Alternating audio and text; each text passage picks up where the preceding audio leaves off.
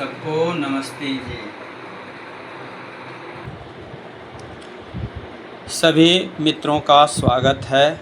आज मैं अपने चैनल पर आपके लिए लेकर आया हूँ हवन करने की विधि।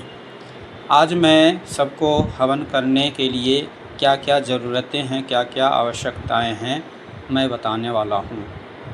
देखिए, हवन का जो सबसे प्रथम नियम है वो ये है कि हवन कोई भी कर सकता है, मनुष्य मात्र कर सकता है, यह सबके लिए है। इसलिए हवन करने से कोई घबराए नहीं, हवन सभी करना सीखें। और जो सीख जाएगा वो अपने घर में एक छोटा हवन प्रतिदिन कर सकता है। आप मेरे सामने देख रहे हैं एक यज्ञ कुंड रखा हुआ है। इसको यज्ञ कुंड कहते हैं, हवन कुंड भी कहते हैं। इसमें यज्ञ किया जाता है, आहुति डाली जाती है। तो इस तरह का हवन कुंड बना बनाया मार्केट में मिल जाता है। तो सबसे पहले जो आवश्यक चीज़ है वो हवन कुंड है। अब मार्केट से आप अपने लिए एक छोटा सा हवन कुंड मंगा सकते हैं। यदि परिवार में 2 या 3 या 4 लोग हैं तो छोटा हवन चल जाएगा। मेरे सामने जो हवन कुंड रखा है इसमें 10 लोग हवन कर सकते हैं। तो पहली आवश्यक चीज़ है हवन कुंड। उसके बाद आपको दूसरी चीज़ दूसरी चीज़ आपको बता रहा हूँ, ये है सामग्री। इसको सामग्री कहते हैं। सामग्री, हवन सामग्री मार्केट से मिल जाती है, पैकेट में मिलती है, विभिन्न कंपनियों की अलग अलग आती है, तो आप मार्केट से मंगा सकते हैं। हवन सामग्री के बाद ये आप देख रहे हैं कटोरे में घी रखा हुआ है। इस तरह से आप गरम करके कटोरे में घी ले आएँ और घी गरम किया हुआ होना चाहिए, जमा हुआ घी नहीं होना चाहिए। इस बात का ध्यान रखें। हवन कुंड के लिए जो आहुति डालते हैं उसमें गरम घी ही डालते हैं, पिघला हुआ घी ही डालते हैं। इसमें एक चम्मच है, चम्मच की जगह मार्केट से सुरवा भी प्राप्त है, उसे आप ला सकते हैं। चम्मच रख लें या सुरवा रख लें। सुरवा में एक सुविधा ये होती है कि आप उसको आसानी से आहुति दे सकते हैं। हवन कुंड, सामग्री, घी के बाद चौथी आवश्यक चीज़ है वो है समिधा। आप इसको, समाज में लोग इसको लकड़ी कहते हैं, तो हवन करते समय हवन के लिए जो प्राप्त लकड़ी है उसको समिधा बोलते हैं।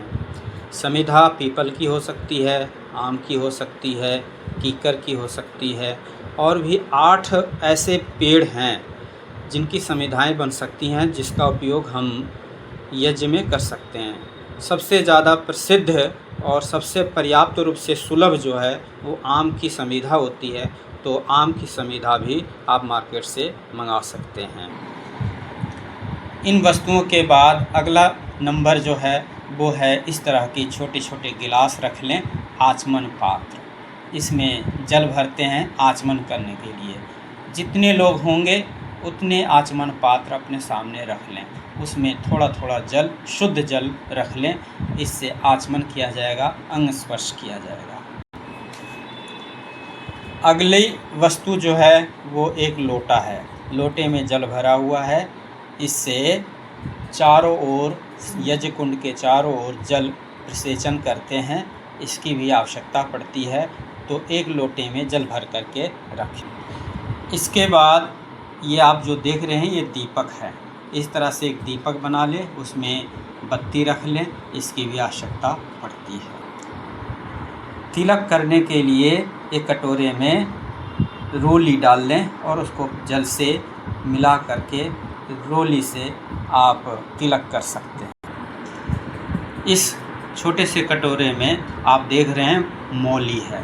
इससे हाथ में कलावा बांधते हैं। इसकी भी आवश्यकता पड़ती है। ये अगली चीज़ आप देख रहे हैं पुस्तक।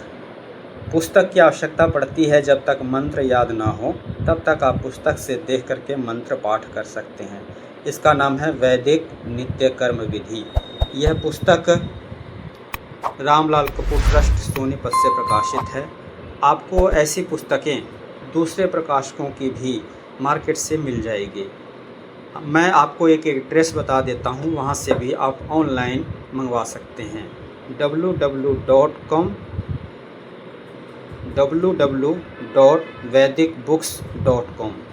एक तो ये है और दूसरी वेबसाइट है www.vedrishi.com। ऐसी पुस्तकें आप यहाँ से ऑनलाइन मंगवा सकते हैं। एक दिया सलाई माचिस की आवश्यकता पड़ती है, ये भी रख।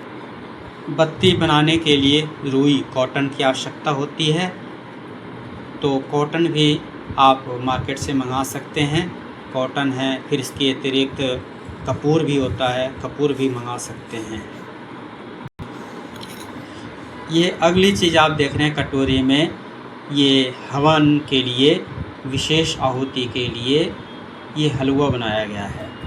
तो इस तरह से हलवा भी बना के रख सकते हैं, या केवल भात, जो चावल उबाल करके लाते हैं उसको भात बोलते हैं, उसमें थोड़ा सा घी मिला देते हैं, उसकी भी आहुति दे सकते हैं। ये वैकल्पिक है, या तो भात दें या फिर ये हलवा दे सकते हैं मिष्टान के रूप में। तो मित्रों, आज हवन की तैयारी के रूप में आपके सामने मैंने सामानों की, वस्तुओं की प्रदर्शनी दिखाई, और ये सभी सामानों की आवश्यकता पड़ती है एक हवन करने के लिए। तो आज पहले भाग में इतना ही। इसके बाद अगले भाग में और भी हम आगे आपको बताएंगे, स्टेप बाय स्टेप, धीरे धीरे करके सारी चीज़ें आपको सिखाएंगे, मंत्र पाठ करना भी सिखाएंगे। तो आज के पहले भाग में इतना ही।